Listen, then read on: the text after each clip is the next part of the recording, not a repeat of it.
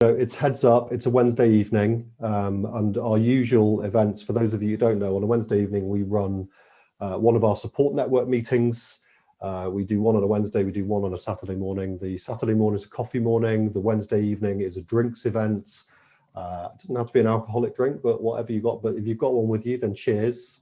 This, you can't see mine because of the technology, but this is a glass of tonic water. I'm being very sensible because I'm feeling a bit nervous actually about this event, but we'll see. I'm sure it'll be the usual sort of inspirational Wednesday evening. So for those of you that are familiar with the Heads Up Network, welcome back. Those of you that are new faces, I'm just going to do a little bit of framing. This is unusually, or it won't be unusually soon, but at the moment it's unusual. On a Wednesday night, we do our support network meetings. That's an opportunity for head teachers to come together to share and celebrate the successes and the challenges of the week that they've had or the couple of days that they've had. But we are also now on Wednesday nights, every other Wednesday, for the next 5 months, we're running a series of events where we look at sort of specific what are called Hopes for Ed, Big Changes Hopes for Ed, and I'll introduce Kerry and Rosie from Big Change in a second. And we're doing some themed events because we want to hear from you. We want to hear from you as people who work and lead in the system that we've got. But just a little bit about Heads Up. If you don't know us, we're a network that's been running for about 18 months. We are a network that provides support for head teachers, individual and also network support. We are, I suppose, we recognize that for many head teachers in the system, they're operating under enormous amounts of pressure and stress. For some of those head teachers, that results in them leaving the system. And sometimes the reasons for leaving are not particularly pleasant and can sometimes be down to some unethical behaviors by employers. And we're there to catch those head teachers and those leaders. We offer all of our support for free. Crisis coaching, if you need support, if you are under enormous pressure or stress, then we are here to provide you with support. So you can just contact us and pick up the phone. We also run our network support meetings, and increasingly as a network, the network's voice is actually, you know what, we would like to campaign for change. We would like to change the system which makes some of us feel the way that we do. And hence our series of events, our Hopes for Education. So that's what Heads Up is all about. It's a growing network, but you know, we ask everybody who joins our meetings, we would ask if you know a head teacher, past, present or future, so somebody who's been ahead, somebody who is ahead, or somebody who really wants to be ahead, and you think they could benefit from the inspirational and positive support that the network offers, then please do put them in touch with us.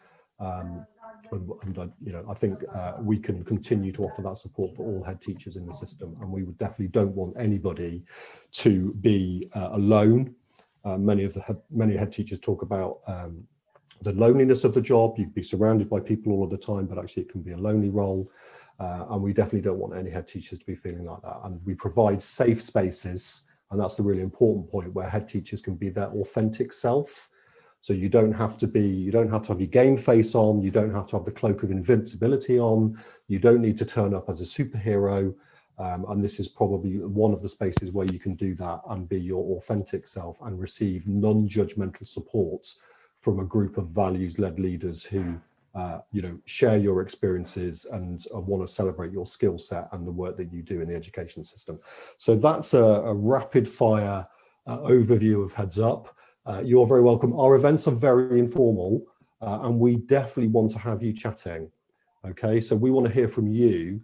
So we're going to have a couple of inputs, which we'll come to in a minute, which hopefully will be sort of probably not provocative, but we'll keep the conversation flowing. And then we want to hear what you think.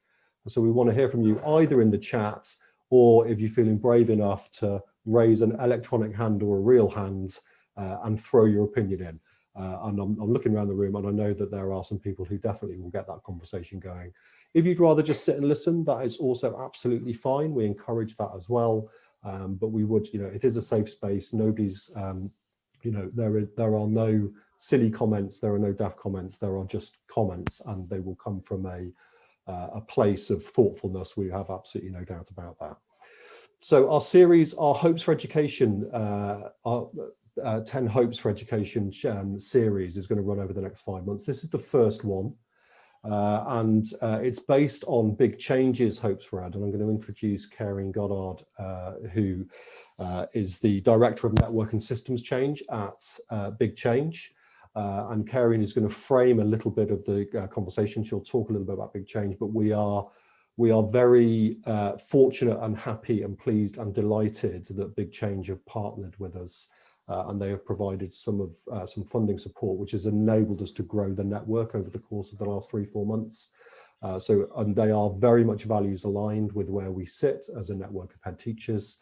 And the Hopes for Ed were published in, I think, originally December 2019. And I read them in December 2019, and they just absolutely sort of fit with what we're trying to do at the Heads Up Network.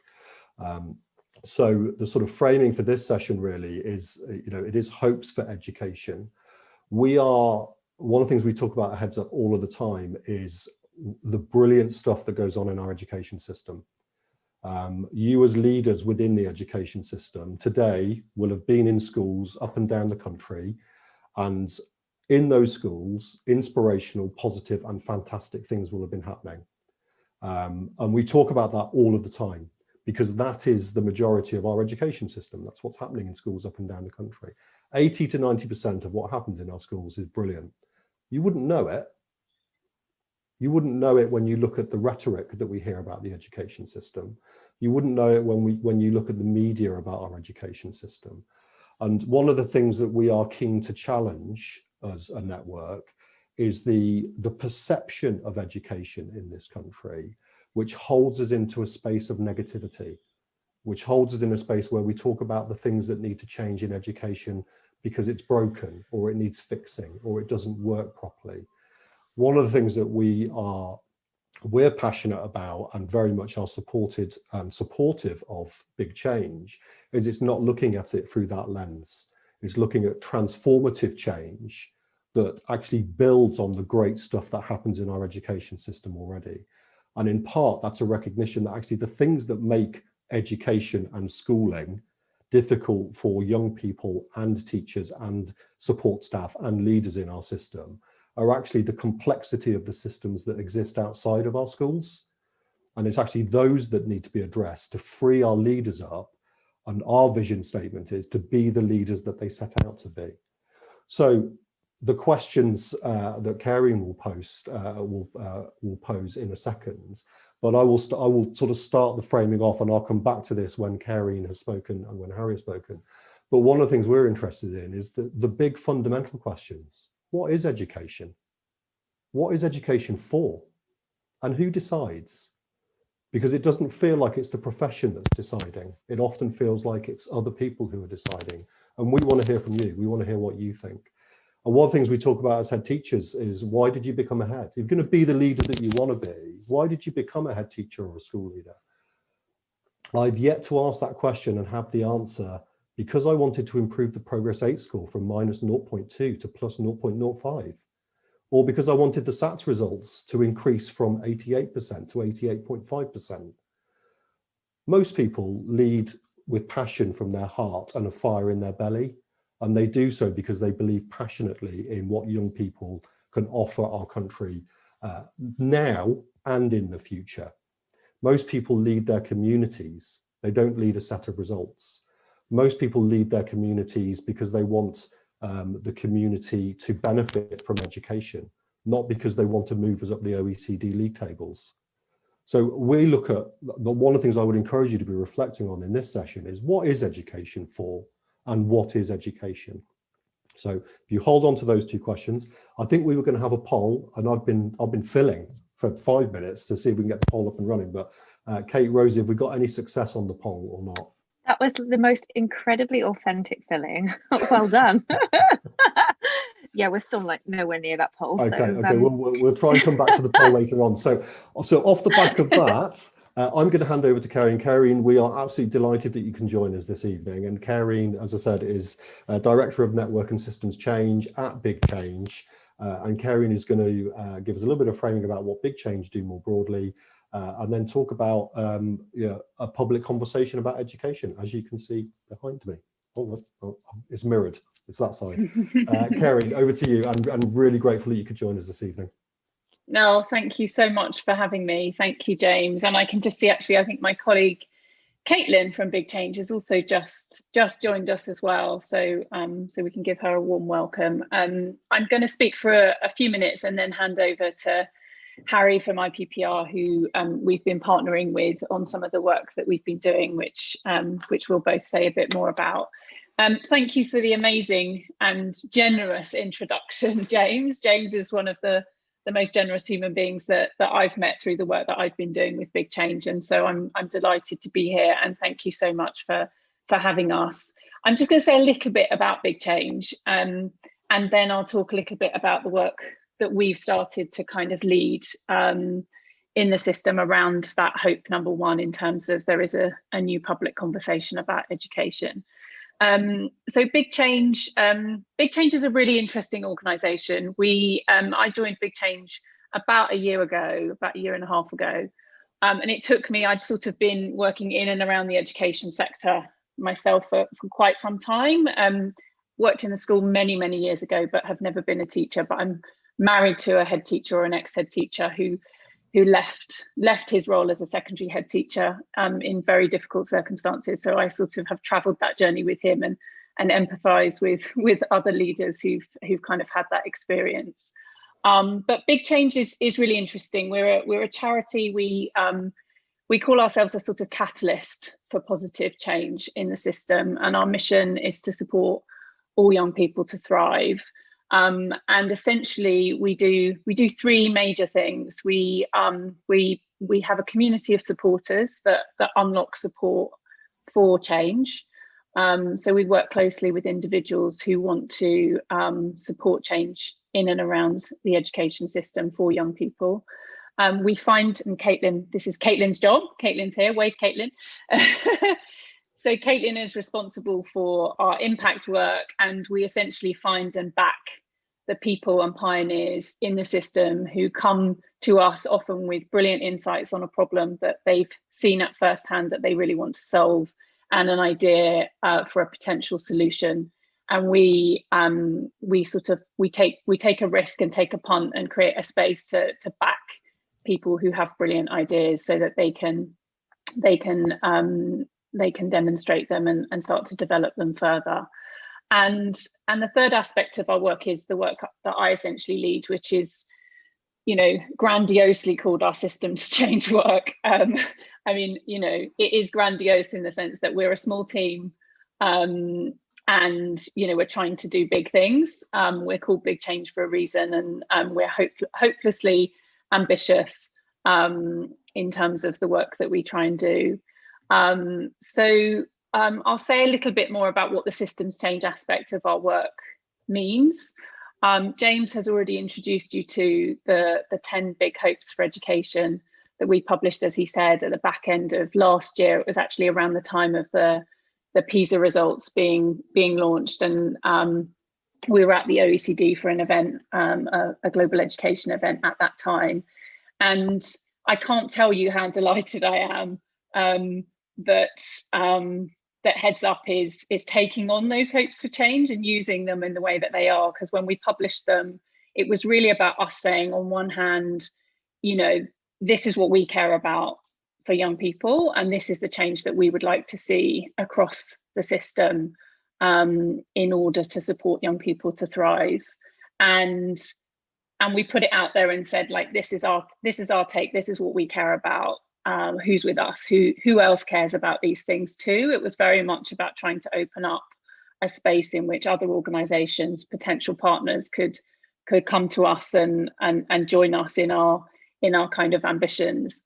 And so, to see now, a year later, an organization like Heads Up taking on that mantle of those hopes for ed and building out the conversations that you're having around that is just super delightful for us and fantastic. It's exactly what we would have wanted to see. So the first of those hopes, which is to create a new public conversation about education, is essentially the hope that really frames what we're trying to do in terms of our system change work. And it comes from kind of insight that that we've done quite a lot of work globally to look into how do you transform a system, and working with pioneers globally around system transformation in education. And there's some work that that is quite sort of fundamental in systems transformation kind of theory, but which has been adapted by a guy called Todd Rose, who runs a think tank called Populous in the States. And it basically says that out of the levers that you have at your disposal for system transformation, the biggest lever that you have is the shifting the public mindset, essentially, and shifting the public mindset around the purpose of a system. So, you can be the public can be dissatisfied with the way a system's working, but if you don't have the mechanism to be able to surface and channel that dissatisfaction, and also to channel an alternative vision for what that system should be doing and its purpose, then it's very hard ultimately to transform that system. So there are lots of other levers you can pull, and lots of people in power who make policy and design the structures of the system and hold the system where it is. They have some power, but actually ultimately there is significant power in shifting that public mindset and building demand in the system for something different. So that's the agenda that we have at Big Change in terms of our approach to systems change. And that's where the idea and the hope around creating a new public conversation has come from. And you'll have seen that, under all of the hopes, we sort of put out there a kind of big idea, something that we would love to see happen in the system around each of those hopes. And the hope that we put out around, the idea we put out around hope number one was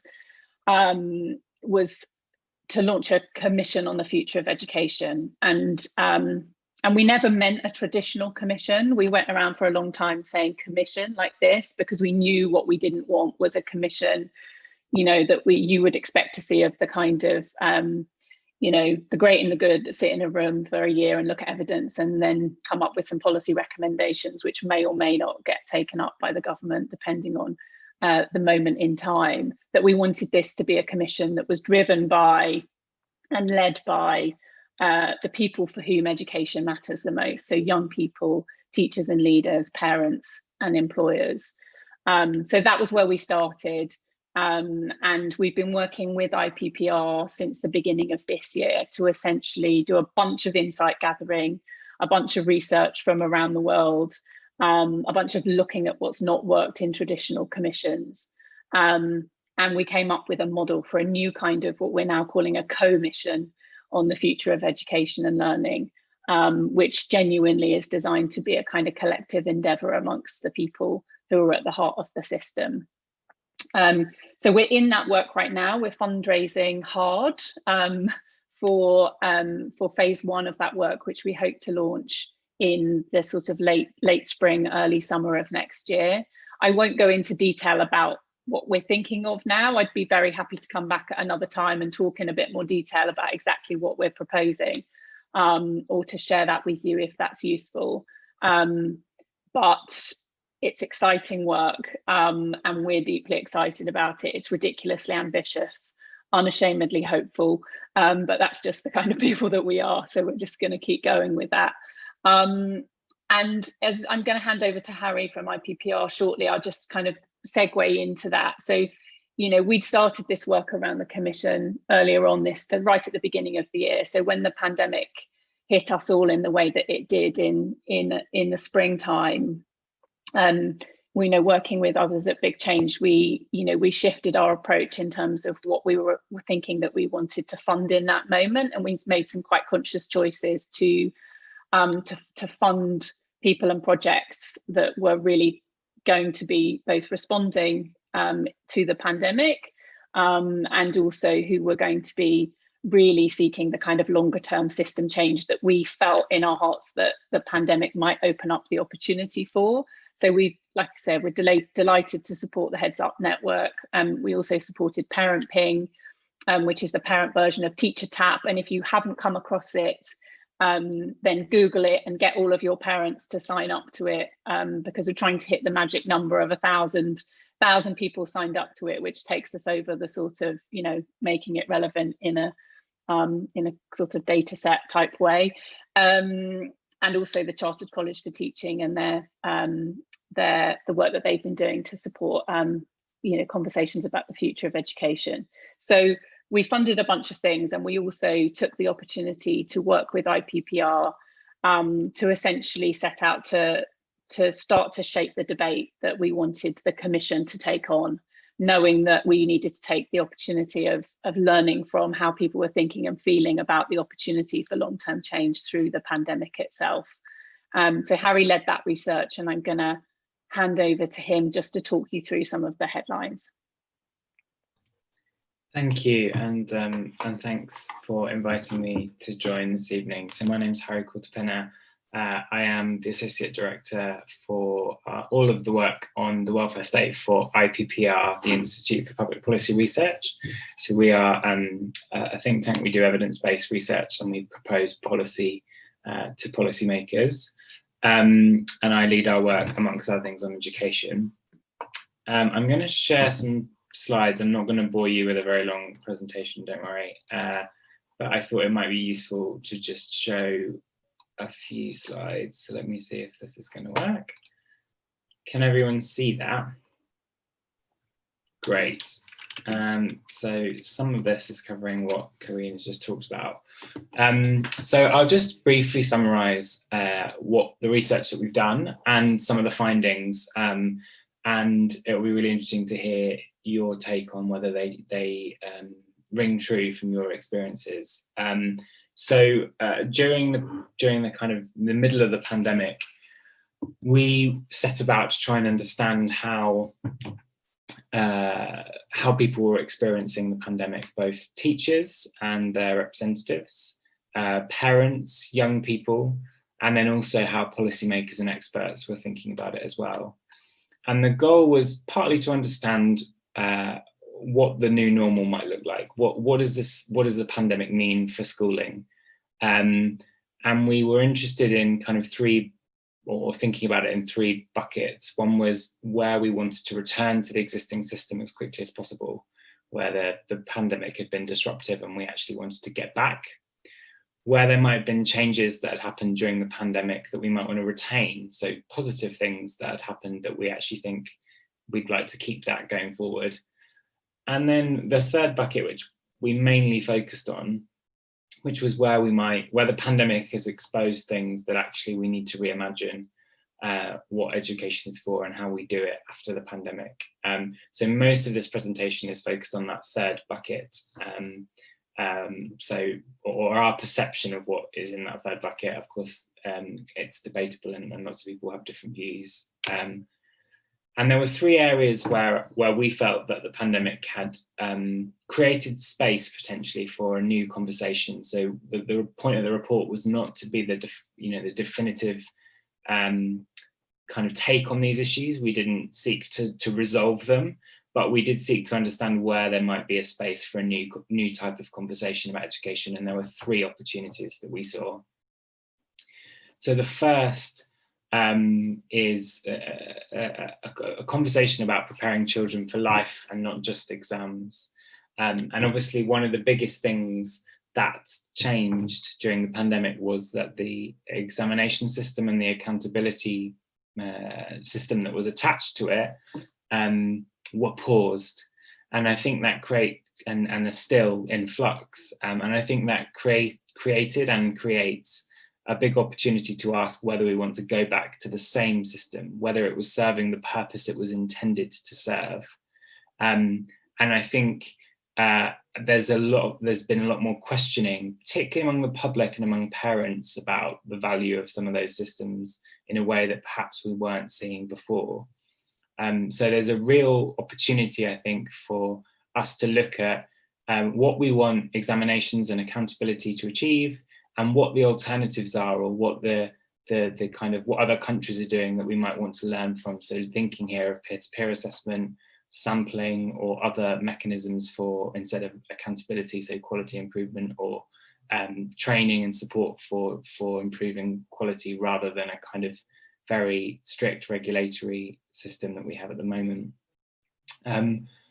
I think there's also within that an inevitable question about curriculum. I don't, much as we at IPPR and Big Change are very interested in a conversation about curriculum going forward and what we should be teaching young people, we didn't feel that the pandemic had kind of created a huge space for that. But we did see a risk, actually, that the pandemic might lead to an even further narrowing of the curriculum if we weren't careful, and there was a risk there that perhaps needed to be managed.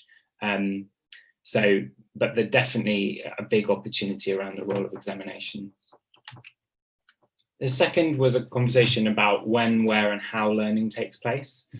And there's two elements to this that I think are worth mentioning, although I think one is a much bigger opportunity than the other, actually. So the first is on technology, which I think there is an opportunity, but I think it's not quite as big as the second. Clearly, technology was fundamental to keeping the school system working and education working during the pandemic. And there have been huge benefits and there have been huge opportunities within that, and obviously huge challenges with the digital divide as well. And the feeling that we got from the interviews that we did and the polling we've looked at is that teachers were perhaps more positive about the role that technology might be able to play going forward, not just in terms of remote learning, but in terms of teaching within classrooms, where perhaps there had been skepticism before. But I think perhaps the more interesting opportunity, or the bigger opportunity, is around parents. So it's about who's involved in education. And clearly parents, alongside teachers, have played a huge role in supporting learning throughout the pandemic. And there is a very clear sense in the polling and in the conversations that we've had that suggests that parents want to be more involved in their children's education going forward. So the polling on the left is polling of parents, and it shows that around a third are saying they want to be more involved, and only about 10% are saying they want to be less involved. So there's a huge opportunity there if we can harness that, if we can find a meaningful way for parents to take a larger role in their young people's education, to improve outcomes for young people. And the third conversation that we see as really important in the wake of the pandemic is about inequalities. And obviously there's long been a focus on the attainment gap, and in particular within that, the role of improving teacher quality, in the words of the government, not my own, and school quality, and largely through the regulatory system. We're back to that Ofsted question. But actually there's been much less talk amongst the government about the broader inequalities, so the inequalities that happen outside of the classroom and how important they are in terms of addressing the inequalities that teachers experience inside the classroom amongst pupils. And the pandemic, I think, has made that really hard to justify, because it's made it so obvious that the kind of home learning environment, the kind of support that kids get at home from parents, the living conditions that their family are in, income, food, poverty, all of these other issues, mental health, have been so obvious and merged so clearly with the schooling and learning environment. And there's a very clear sense that that needs to be addressed if we're going to get anywhere near closing what the government call the attainment gap, and what at IPPR we would call kind of social inequality and injustice. And the polling on the right speaks to one part of that. So this is polling done by TeacherTapp of teachers. And the poll on the top, we asked teachers how confident they felt about supporting students with the experiences that they may have experienced at home during the pandemic. So lots of confidence, or reasonable confidence, for things like bereavement. But actually, if you look at any of the other issues, many of which will be very common, mental health of a family member or themselves, caring for a relative, domestic abuse, really low levels, and particularly amongst the teachers who are spending the most time with the kids. So the school leaders much more confident, but actually the teachers who are teaching most of the time feel much less confident about that.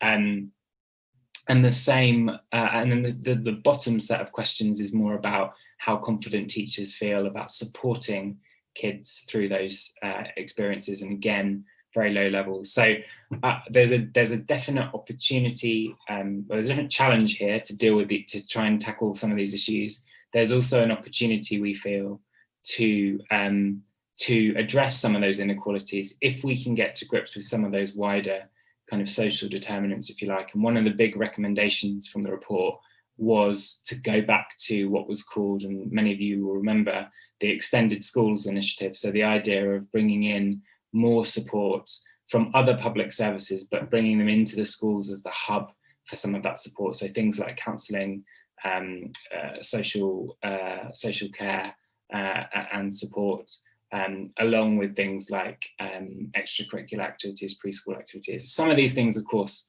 funded at the moment through the pupil premium, but not consistently funded and enabled across the whole school system. So I'm going to pause there because we've talked enough, and what would be great is to hear whether these kind of conversations, these opportunities chime with your experiences, and how we can make progress on some of these challenges or opportunities, depending on how we look at them.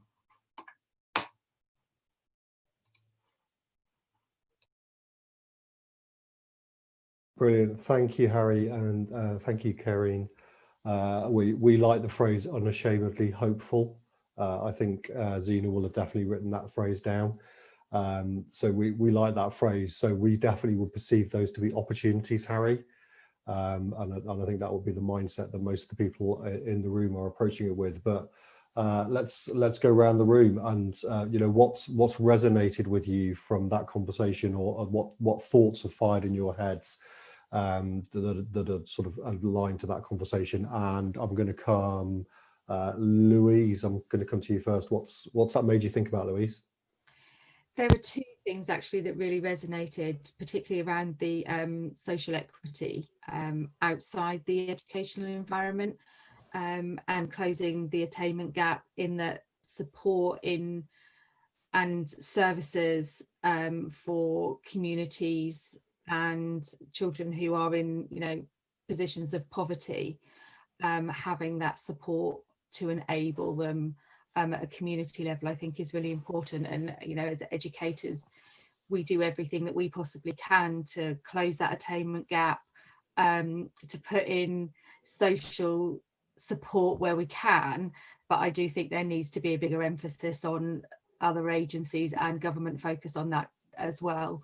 And then the other one was about schools being more of a sort of a community hub or a social hub, where we have those agencies within our schools, like counsellors and, you know, social care agencies that can work alongside us to help, you know, bridge that gap a bit as well. But within that, definitely needing the funding and the expertise to do that effectively, because I think there's a lot of emphasis on teachers and school staff to be able to do that, but without or not necessarily having the expertise or the knowledge or the training to do so. So we sort of, you know, we do our best, but at the end of the day, we're not trained social workers, we're not trained community nurses. And as much as we all, you know, want to be able to bridge that gap, I think there needs to be more done around that.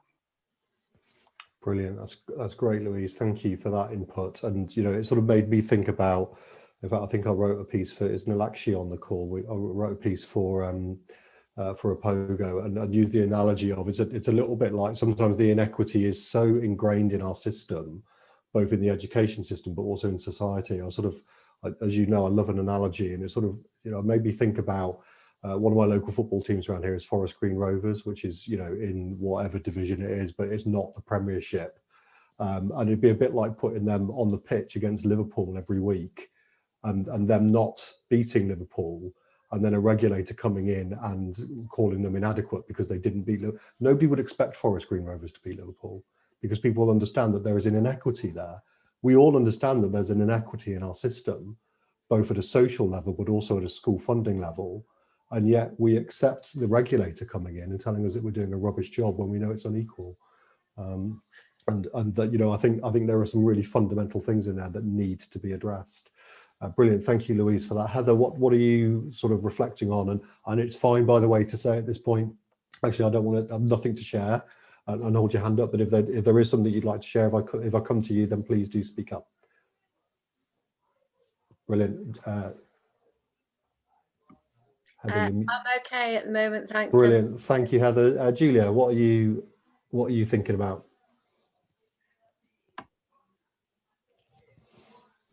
My brain is literally fizzing, so I'll try and keep it brief. I'm scribbling. Well, everybody knows that inequality and disadvantage is a major part of the work that I've done for a long time. So yeah, a lot of that resonates with me, and it's not just a simple matter of getting some more computers sent out to kids.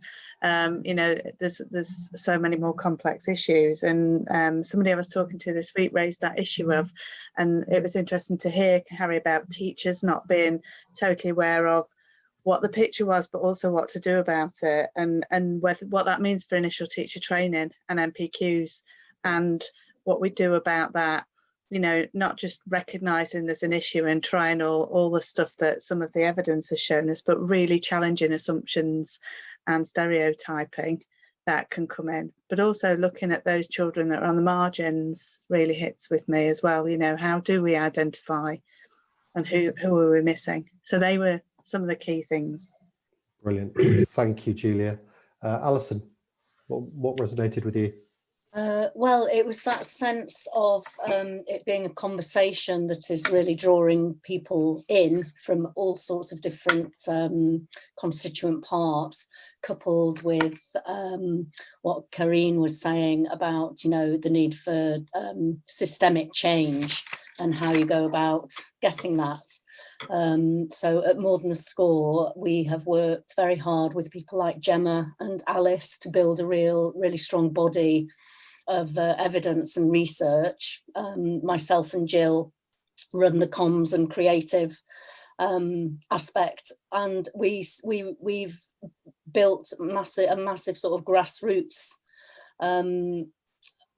presence among parents, among head teachers. We probably have getting on for 300 head teachers and around 250 active active supporters of the campaign to change the assessment system, because we really see that. We know that funding and we know that Ofsted are big issues, and you know, it just so happens that we're a single issue campaign, because we do feel that's the way to get traction for us. And yeah, so we work very, very hard to raise awareness with parents, and we're currently running a petition that has now got 60,000 signatures. All our research very much backs up what Harry was talking about in terms of parents. We also know that 70% in research we did over summer, 70% of year 5 pupils were already getting very anxious about having to do SATs in year 6. So it's not just education and what that gives a child, it's also what the system, where we have the assessment tail wagging the dog of education, what that is actually doing to our children. And that's why I first got involved in campaigning on education. It was very much a passionate, you know, I'm a writer, I'm a creative, and I was looking at what was happening to the English language that my 5, 6, 7-year-old twin daughters were being taught, because they have to pass phonics checks, and they have to pass Key Stage 1 SATs, and they have to pass Key Stage 2 SATs. And I found it really soul destroying. And, you know, it's all very well for parents from, you know, better off backgrounds and children who are growing up in less deprived communities. But when you look at what's happening and how that impacts on deprived communities, and as you say, what happens to excellent schools and excellent centres of community in deprived areas, which is what we've seen in our city, when they don't reach the attainment, the accountability, you know, levels that they're supposed to, and it's just. It's the system. I'm sorry to say the system is broken, because I know we're not meant to be thinking of it like that, but the system is very, very outmoded, and COVID, with the way it's shining a spotlight on absolutely everything in society at the moment, is really opening up, I think, people's eyes to the opportunity to do things differently in education. So we do feel positive. We do feel that we can win the campaign to get these tests dropped this year. Yeah, I think there's lots in there, Alison. I think, but I think, you know, we're not afraid to, you know, I think many people in the room would also not only describe their own experience of being broken by the system, but also say that the system is broken. I think the point that we make is it's not the people in the system that's, and often that's where the rhetoric comes from. It's the system that's not right. The people in the system are doing a blooming great job on a daily basis. And working really, really hard and doing the best that they can. And we need to look at those things that are stopping them from being the leaders and the teachers and the learners that we want them to be. And the point about assessment, I think, you know, we will keep coming back to some common themes. But, you know, I would tie that into a question about what is education. And I read the other day, there's a great quote by Claude Debussy. Somebody asked him what music was, and he described music. Music is the space between the notes. And I totally robbed it. And my quote is, education is the space between the assessments. And actually that's where education is happening. It's those bits in between. But we've become obsessed with phonics checks, key stage 1, key stage 2, you know, whatever it is, test. And actually the richness of the inspirational and positive moments that happen at our school, they happen in between all of that. And that's actually what education is for me. But, you know, absolutely fire up the chat with what you think education is. But I would argue it's the spaces between the assessment. We also need, you know, the other thing that Claude Debussy talked about is, you know, removing unnecessary notes. Actually, we need to think about removing assessments that are not necessary and they're not actually helping. So I would completely agree with you there. Neil, actually, has anything resonated with you that you'd like to share? Or... Hi, James. Thanks for this. And Kate too. And so thank you to Big Change as well. That was amazing. The one thing that does resonate with me, and James, I think we've had the discussion, is a parent's voice and how much parents are actually involved in educating the child. I personally, I'm a tiger mom, but I have two very, very different children. One, I sent her through the drilling and really stressful 11+ system. And as far as assessments, grading, and just getting to be being assessed by certificates and paper is concerned, is one of the worst systems in the world. And once my older daughter went through it, I decided my son is not going to go through it for various reasons. One being that he's just a different personality. But that just shows that the system doesn't allow for different personalities, children that work at different paces, and how much the parents actually are involved in educating the child, because there is education that happens at the school, but there's a lot of education that happens at home by parents that are actually pushing for children's futures and successes and outcomes. So yeah, I really think a parent's voice is very, very important. I do feel that there are certain things. I come from a South African, totally South African background of education. And I come to England, and children are educated in England, and I feel it's so archaic, sometimes even compared to South Africa. So yes, a parent's voice is very much needed. Thanks, James.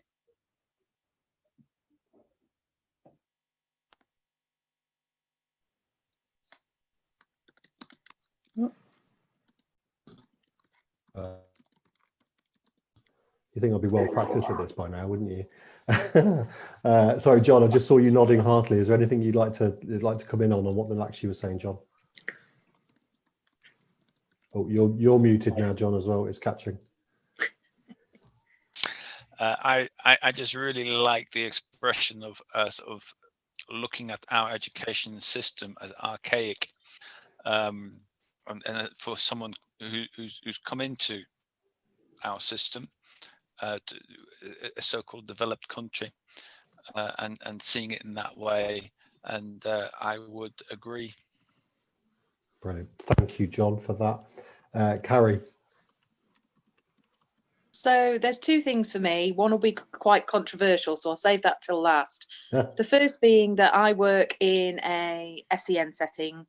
So through the EHCP, the focus of our curriculum, it's often about preparing for adulthood and actually what you're going to need to succeed in society and succeed in life. So we don't have to do any of the onerous, pathetic phonics tests. I can just withdraw all my kids, whether they're at that ability level or not.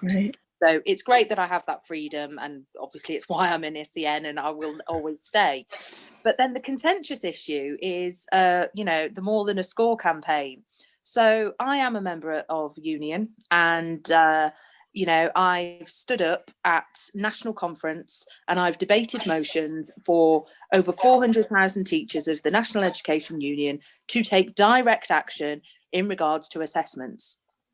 And thinking about all of the arguments about parents, about mental health, about teacher workload, actually 400,000 members, the power is in our hands. So campaigning, going out and baking cakes with the number 4 on it, to parents who are stuck in high-rise flats that we're trying to convince, we're targeting the wrong people. They're on our side. The parents that need to know about the damage that's happening are those that are often unreachable, and the only way that they will be reached is by their teachers and leadership taking direct action and being bold and brave to say, this is bollocks, sorry for the language, and we're not going to stand for it anymore, and we're going to take direct action. And if we do that, then actually as leaders, we are leading the way. But from that, I also think that we need really good leadership from the union. So we've also got a cohort of new teachers who've only ever known SATs. They've only ever known the phonics tests. So the idea that you can assess children without an assessment paper and a mark and a score is a bit new and a bit scary for them. And actually the confidence to then take action and put them into the unknown when they don't know what that's going to impact on their workload, that needs more experienced colleagues to give them the confidence. And I just think that actually it's all well and good talking about it, but we have the power to do something about it. So I would just encourage people to actually make it more than a score and take direct action. Yeah, Carrie, and I don't think, looking around the room, I'm not sure that there's an awful lot of what you said that people would perceive to be controversial. Certainly not in this space. It might be controversial in other spaces. I mean, I think, there's something we've talked at the Heads Up community, a lot of the community meetings around. We need to stop looking up for people to change this for us. I think somebody just put in the post about why it's worth changing. And I think about Simon Sinek's golden circle and the sort of why, how, and what. And I think what we've seen in the last decade is a shift. Probably the model at the Department for Education. I'd argue whether they're always for education, but Department for Education, probably see themselves occupying the why space in the golden circle. I think they probably vacated that space a while ago, and Ofsted now occupy that space. And I think that is something that we definitely need to be challenging. But my argument would be, actually, it's our profession. And so, I mean, I would agree with you. We need to collectively come together and go, actually, we should be deciding the why, we should be deciding the how and the what. It's our profession. And it shouldn't be, we need to stop looking up for people who, let's face it, have failed us repeatedly in addressing some of those things. And that's, part of the community of Heads Up is to call for that, actually collective. The more of us that are in the network and we work together and we can have our voice, that's key for the Heads Up network. Thank you for that input, Carrie. That's really useful. Jane, I'm going to come to you next. Sorry, I can see you got a hand up. We'll try and get around the whole room if we can. Okay, I'll reply in chat. Okay, thank you, James. I've been reminded this evening of the work that of Michael Fullen and Julie Quinn that I used during lockdown with the staff in professional learning sessions. And that their paper Education Reimagined is all about what we've been speaking about today, and they're deep pedagogies for learning. I'm just reminded of a lovely Venn diagram they have, which has got a circle about equity, a circle about inclusion, and then deep learning in the middle. And it's all about flourishing in a complex world, being able to contribute to global challenges, etc., all the things that we all believe in. And I know that we need to action change, but all that I can say is that using that framework with staff and just opening up the discussion about education again, discussing it again, why are we here, what are we doing, I have seen changes in the staff in that they're far more open to thinking about doing things differently, coming up with creative solutions, and really understanding that if we keep on doing what we've always done, we're going to get what we've always got. Yeah. And so they may seem like small step changes, but at least I feel it's a flow in the right direction. Brilliant. That's great. Thank you, Jane, for that input. Adrian, I'm going to come to you next. Anything you'd like to add, Adrian? There's a number of things that are rolling around in my mind. So I need to try and get them a little bit more cohesive before I let out a expletive-laden rant. So let me get them together first before I come back to me though. I will do, Adrian, definitely. Sharifa, you're next on my screen. What are you thinking, Sharifa? Well, I just want to come back to what Alison said, actually, where she talks about, in particular, the year 5 children getting anxious about SATs. And I was writing some notes as well. And in my experience, and again, I didn't grow up just like, I think, Lakshmi, I didn't grow up in this country. My education system was actually Singapore-based. And we're looking at, I don't know, back in the 70s and 80s as well. And yet there was a vision. And the vision trumped everything else. And there was a huge investment as well, but it was all long-term. The planning was all about a place that no one had been before, a bit like the pandemic in a sense, but for something that no one could see. And, so much, not only investment, but passion was put into education as well. And I came to this country and I was really excited as well, because of course, there was a little bit of colonial hangover in terms of being in Singapore and coming here and seeing the damage that education can do and the damage it has become. And over the years, because my children grew up in this system and I am so passionate about education, I thought, I'm going to come in here and make a difference. And then almost being chipped away, thinking, we're not dreaming big here. What is the problem in this country that we are not dreaming big, that we cannot see that this is a tool, an opportunity, a catalyst for change? I wrote a few more notes as well. And, recently we've all had to look at, and I can't even get this right, would you believe, is it SRE or RSE? And I even wrote the policy. RSE. Thank you. And the language of scaremongering in that. And you think, it's all about stakes. And I do not want carrots. I don't want stakes. But what I want is us coming together and thinking what is best, not only for the children now, but the country in the future, because what we do now will be where we will not be. Does that make sense? And it damages me, it damages us, all of us together. And Carrie was saying, she was in this, conference of 400 professionals who still could not stand up and say, this is wrong, this is not right for our children, it's not right for ourselves. We are the professionals here, and yet we are in a broken system and we cannot decide, we have no decision-making powers. It just seems, everything seems to be broken. And I'm not here to offer any answers. I'm grappling every single day. I'm grappling. And in my little sphere of influence, I'm thinking, what can I do best by the community I serve? Standing up for what is right, and almost saying the phonics check, which is happening on the whatever day in December we have had to choose, it really doesn't matter. And, if I could use an expletive, I would. And in fact, I have drunk enough of this to perhaps use it as well. It really doesn't matter whose check is this and what is it for? It doesn't help the children in my class, who some of them have had months and months, being bound at home and having not had the experience, being, emotionally not in the right place. And all that suddenly is not priority. I don't get it. So I know I'm in the right space, and I'm sorry. Is it Adrian? Well, I am on the soapbox. You've given me. I'm on that. I could go on, but I will stop now. Just for now. Sharifa, we give you a soapbox every week. That's absolutely fine.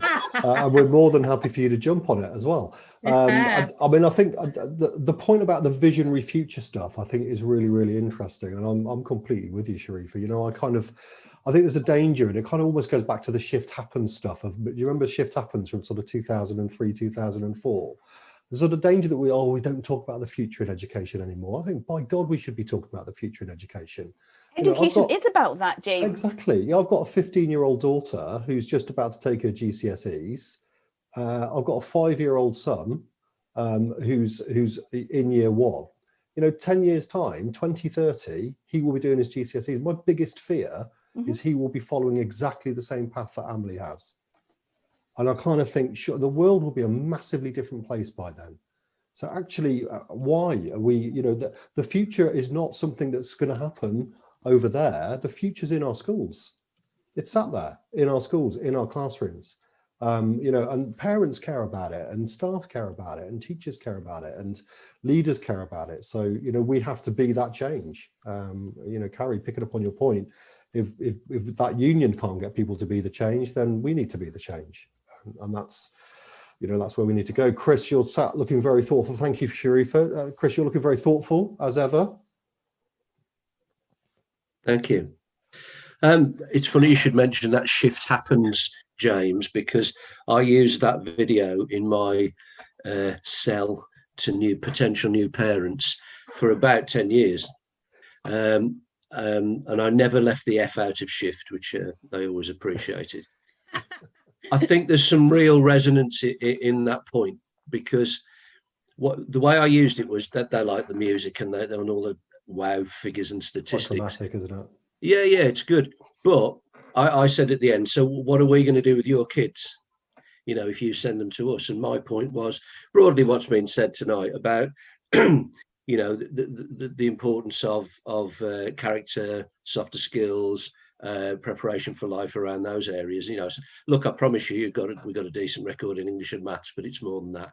And it did go down very, very well. It was often thrown back at me in years to come when we joined a mat, but that's another story. The big area that all this has made me think about, and this might sound a bit not negative, but perhaps a bit staid from some of the views and ideas that have been put forward so far. There's nothing that's been said that I disagree with, and it's exciting, and we always do this, and we speak a lot about the way we want to change things, and I'm very grateful for all that. And I had a little read of the booklet earlier, so thanks to Big Change and IPPR for that as well. The angle that it just keeps pushing me towards is I guess essentially the political angle, which is that we have, and I'm not saying we haven't here, we have addressed the what and the how. How do we go about doing this? And personally, what I think I like structure in life, and what I want to really talk about and work on is how we do actually gather our troops, if you like, how we do win the battle. How do we win this debate? What are the elements of that debate that we have to engage in? Because, you know, there are some huge battles to win. I mean, Carrie's comments there about not really being able to get a massively powerful union to move on this is significant, isn't it? Because the victories that we need to win first happen before that. You know, you don't win a big strike action, etc., until you know you've got the right people on your side.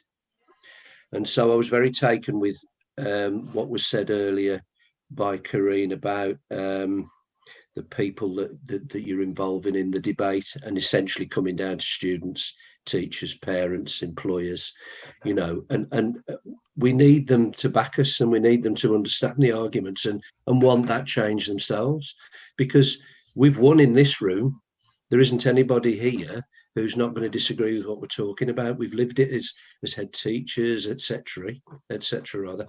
But where else are we winning it? You know, and I know it starts with the excellent research that's been carried out. I know it starts with the fine ideas that everybody is expressing. but we've got to have a very practical approach to it that goes about winning the debate. And it's about who you win over first and how you take them, how we take them with us to make sure that we actually are, you know, cashing in on this opportunity of post-pandemic education, if you like. So that's what I'm taking with at the moment, notwithstanding that I love the debates and the arguments and the beauty of what other people are saying about the power of language and about, you know, the value of character education. And I have to say, a convert to special education and how that is delivered and how successful and empowering, and it frees us up, doesn't it? You know, and I think there's a hell of a lot to be learned from that. Yeah. So yeah, that's where I am. I'll shut up now. Chris, a brilliant input as ever. But you know, I think I mean, there seem to be two parts of our education system which, for a variety of different reasons, get it right. And I would say that special education is one of them, and early year foundation stage is another. Yeah. You know, there's a great model that's sat in our system for doing what we want, you know, for doing what we want to see happen, and it's happening. But you need to look at I think we need to look at the reasons why. Actually, what are those things freed up from that the rest of the system's not? Because I think it's about drivers, isn't it, for these things? But I think, you know, I agree with you. I think special education and I say early years foundation stage, you walk into those environments and you see some great stuff. But as well, if I could just chip in on that, two of my latter experiences with education are linked to both of them. So the special educational needs bit, those of you in here who know me know that I do a lot of work in that field now with local authorities. And my mother, bless her, who's 82, chairs the governors of a very successful chain of nurseries. And she showed me around very proudly a year or so ago, and the freedom of the learning in there was just heartwarming. And I suspect that it's a great question you asked, James, because I think one of the things that you might, whether it's right or wrong or appropriate, liken about the two sectors that you've just referred to are what are perceived as being the stakes, what are perceived as being the greatest need in those settings, and the answers to that in terms of SEND. They think, oh my God, you know, these poor children, and I'm laying it on thick here, so don't shout at me, but we must ensure that they're going to cope in life. Well, what a profound thought. We need to do that for everybody. And I think as a consequence, a lot of the education you see in there is uplifting and full of freedom. And with early years, it's that, well, where do we start? Well, we start with education, that we want the kids to enjoy it. So we'll do it through play, we'll do it through, you know, the lesson is there, isn't it? Yeah. And I think somebody's just posted in the chat, you know, who gets to decide what success is in those environments? Massive. Yeah. You know, the professionals are trusted to do it. Yeah. You know, and actually we have a different definition of success, but actually it's a damn sight more fulfilling than the measurements of success that we've got elsewhere. And I think, you know, that's the thing to really focus on. I would pick up on your point, you know, about winning the argument. You know, this recording, you know, we've got however many head teachers in this room, or the former head teachers in this room tonight, but it's going to go out across a network of several hundred heads. You know, and hopefully they, you know, and those head teachers are in the Heads Up network, our values align to what we think. So, you know, I think the more people we can pull in, I mean, I'm a great believer in grassroots movement, and if we want the change, it's going to come from grassroots. You know, I think that's parents, children, and teachers. I think that's vitally important. Thank you, Chris, for those inputs. Zena, I'm going to come to you next. Hi, everyone. So for me, and I've said this so many times, if we always do what we always did, we will always get what we always got. Yeah. And that, unfortunately, for me, is something that rings true again and again and again. And it was Carrie, wasn't it? Carrie, sorry. I loved what you said. I would have voted for you if you were going for Prime Minister. Absolutely, we need to. It's action now. And it's not about this campaigning and discussion anymore. It needs to happen. My fear, and I said it in the chat, is that I think Adrian said that we've got 22,500 head teachers, but behind a lot of those are CEOs and executive heads who are, I don't want to say more concerned or they're driven by outcomes, and they're driven by the money they make from those outcomes. And so until we have a brave head teacher or two or three or a few hundred that says no more, I am worried that this will continue to be a conversation we will have until my children go to secondary school. Yeah. And so there were lots of things that resonated with me, you know, who is involved in education. For me, the community is the hub of a school. The school is the hub of the community, sorry, and we serve those communities. And too often we are isolating communities, we are not involving parents because we think and we feel that we know best. In schools that I have seen where they have transformed communities has been because they have supported communities long failed by the education system.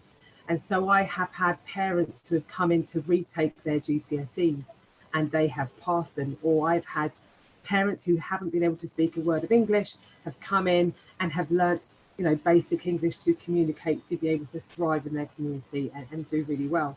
So there is so many conversations that we could have, but what is success? The attainment gap, that's a big thing for me, because who has created this attainment gap? And who is continuing to create this attainment gap? And what is that success? What are we measuring as success? You know, I was told that I wouldn't be stacking, I wouldn't be doing any more. In fact, my parents were told if I was stacking shelves at Tesco's when I left school, I should be happy and I should be lucky with that. Well, when I got my PGCE, I went back to my school.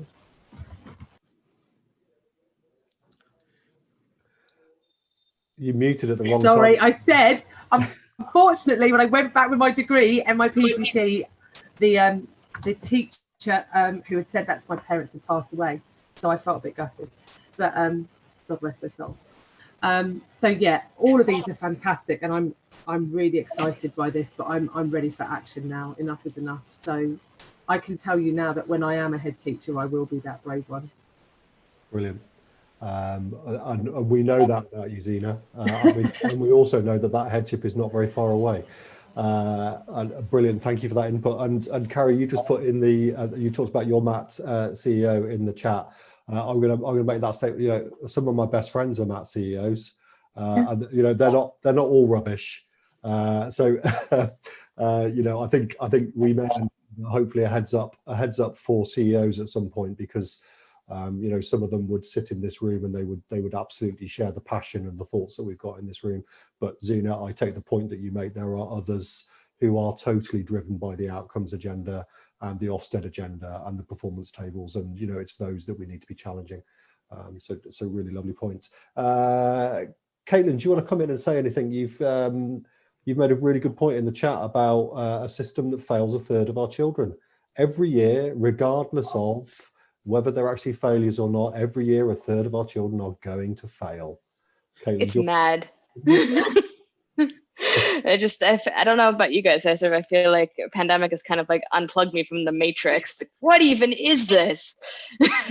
This is crazy. Yeah. Also, as an immigrant, I'm very much learning the system. Like a few others on this chat. It has been eye-opening to lift up the hood and see what isn't working, and which, you know, makes me feel a little panicky sometimes, but then also really heartening to see people like this group who are really committed to trying to be the change in their environments, because individually and collectively you can make shit happen. So don't lose the fire. I've been loving joining these. Thank you so much for having me as your guest. Brilliant. Thank you, Caitlin. And yeah, actually what you've just said reminds me, do you remember that? I mean, it sounds like nostalgia already, but do you remember that little moment in around about sort of April and May where schools did what schools have always done, but with their communities, and everybody was really appreciative? It was what we always do. But there was a moment where all of that other stuff was taken away and schools were able to be the communities that they are within their communities. And by God, it felt good. But actually, you know, I think the part of this conversation is let's not let that become something nostalgic that we look back to. Let's let that become the system that we're working in. Brilliant. Thank you, Caitlin. Michelle, any thoughts or reflections? Hello. I agree with all of you, to be honest. My 6-year-old came out at the end of the day today, and what had he done? He had done his phonics screening check.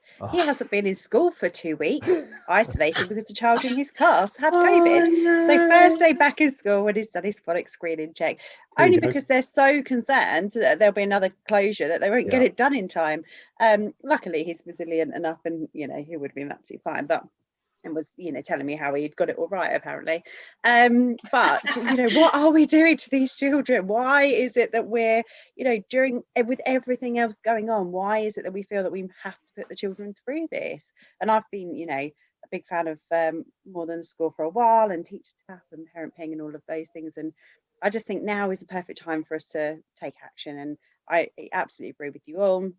I agree with Louise, what you were saying about hubs and the expectation on schools, though, that we will provide all these services, and we will, whether we have those qualifications and the training that we need or not. It's just the amount of times this term already that we've referred somebody to what's called the front door in our area, social services, early help, and that door is closed on us, and we're told to provide counselling, we're told to sort it out ourselves, basically. And actually that's not okay. Yes, we can be those hubs, and I absolutely think that's really important that we do that in our communities, but we cannot be expected to do it all without any training and without any support and without any funding.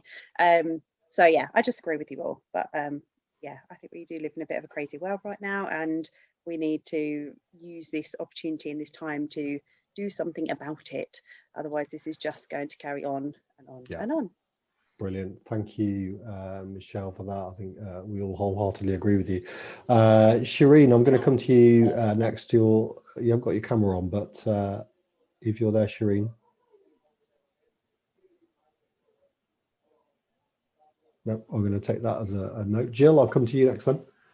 Anything you'd like to add, Jill? Alison said pretty much everything that I would want to say on behalf of More Than a Score. I just would encourage you all to make your voices heard by joining in the activities that we've got coming up in the next few weeks. This is urgent from an assessment point of view, and a decision could be made, or an announcement could come from the DFE at any time. And we need to head that off at the pass wherever we possibly can. And the only way and the easiest way to do that is for as large a number of people to speak out as possible. So Alison's put the link for our event that we're having on the 15th of December in the chat, and I would really encourage you to all come and share with as many people as you can. Yeah. And actually along those lines, and again, because actually the more power that we have, the more collective the voice is, the better. Alongside that, the Rethink Assessment Group, Whole Education are also pushing, in that area as well. So, we perhaps can have a conversation afterwards, Alison and Jill, about how we can sort of put something together collectively for that, because it's really, and heads up. So, all of us together saying the same thing is really important. So thank you for that, Jill. Audrey, you've been on fire in the chat, Audrey. You're muted. Sorry. I joined late because I couldn't get in for about 20 minutes, and so I was fuming, so I didn't want anyone to see my fuming face, so I kept the camera off. Just calm down. And now I'm calm, but now I'm wound up again. I don't know. I think I'm just old, I think, and because we've talked about stuff for years, and the sad thing is, and I think that's why I just put it in the chat, I just thought we're doing good talking, but now we need to do some good doing, as I would say in my special needs classroom. And I just think it's just about how do we get on with it. Industrial action is one thing, but actually it's about those kids where time is passing by. We're talking about stuff, they're getting older than they go out, the third fail, etc., etc., and on it goes on again. So I don't know. I haven't got any answers as to how we rectify it, but I do think, while, if you like, we're all down on our knees, the world is on its knees at the moment, it just feels like now is the time, because actually we've got an opportunity where you don't have to worry about that head teacher that isn't doing stuff, because actually no one's doing stuff. So actually you could actually just take that and galvanize that and take it into something. But the more we're in a situation where we just keep talking around the subject, before you know it, 10 years has gone by and, you know, the moment has passed. And so it just feels like this is such a rich time. It just feels that we should just start doing things. Don't even wait for anyone to say do something. Just start doing it. Just start doing it. I can see Caitlin smiling heartily, and I saw Karine nod at the top of the screen. So actually, that brings us nicely into there's a couple more people just to check in with, and then I think Karen's got a question. But can we start to put into the chat actually what is our commitment and action going to be? You know, around some of the bigger themes that we've been talking about, but around that idea of a public conversation, because, you know, this is about grassroots movements. So actually, how do we take that back into our schools? Actually, how does that public conversation start to happen? Do we wait for it to happen globally? You know, there's going to be some great work coming out of the commission, and I would urge you to look out for that into the future. But actually, we shouldn't wait for that. Let's get the conversation going. You know, should we be having that conversation in our communities about actually what do you think education's for? And let's capture that voice. But if you could start to get into the chat, because we'll collect them, Kate will collate them all together. If you could start, actually, what action do you feel inspired to go and take off the back of this evening? So Audrey, picking up on that call to arms, we actually do something about it. So 1, 2, or 3 things that you're going to do as a leader back in your community. I'm just going to quickly come to Holly. Holly, the camera's off, but if you're there and there's anything you'd like to add, and then Adrian, I'll come back to you, and then Karen, you can pose your question. Nothing from Holly, so Adrian, I'm going to come back to you. Hi, good evening, everybody. Now I've got a little bit of coherence. I'll say this: we are massively in danger of preparing children for a life of tests rather than the tests of life. And I know that they're all listening to all of you here this evening. That's not what we're here for. So there is a massive call to action. And my personal approach has been through my 20 years and in my leadership roles has been kind of like the Malcolm X approach. Just get shit done and just burn it down. Obviously, that doesn't always work. So it's about being smarter, and I'm with Audrey. It's time to stop talking about it, and we've got to do something, and that's why I'm here, because I feel that as a group we can do something, and we can influence change, and we can influence a number of people to do it. So I know that we know the why, I know that we know the what. The question is the how, and there's much smarter people than me who don't have that answer, but what I think that we have to really come together to do is have that collective voice whereby we don't splinter off and do our own individual things. We have to come together somehow, some way to make our voice impossible to ignore. There's clearly an agenda that goes on at the moment to keep the status quo. You know, we talked earlier about CEOs and executive heads. I work for a magnificent CEO, and I was sat in a meeting with him tonight while he was on the phone to the Regional Schools Commissioner, because he is trying to do the right thing by the staff and our school community and close our schools on the 11th of December, sorry. So that enables people to have a 2-week clear period. So if somebody does have a positive case, they're not self-isolating over their whole of their holiday. And that's common sense. But the agenda that's coming back from the Secretary of State is saying that, no, we're keeping schools open. Madness. Anyway, I digress, but that's what we're up against. And that is what we have to do, is collectively be loud enough to drown that out. And I don't know how we do that. But I'm certainly here, and I'm willing to shout as loud as I can to help be part of that massive collective voice to do that.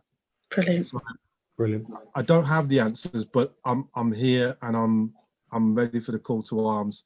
So, well, I think Adrian, you being here is brilliant, and I think the reality is none of us individually have the answers. By God, we have them collectively.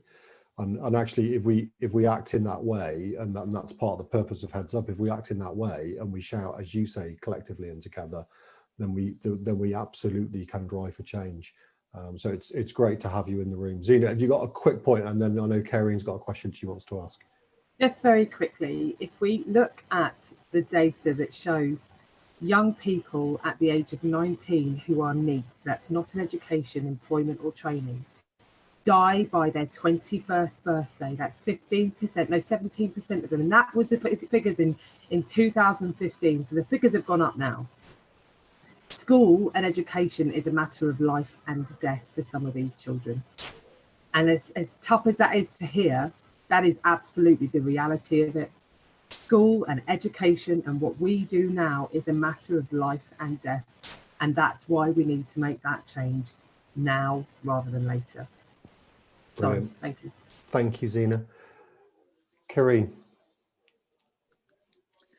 I'm not sure I can even remember my question because Adrian, I'm just like totally blown away by the points that you were making, and I would just say I completely agree. And I think I do remember my question, but if I could say a couple of things and then ask my question, is that allowed? Yeah, please do. I'll be quick because I know we haven't got very long. I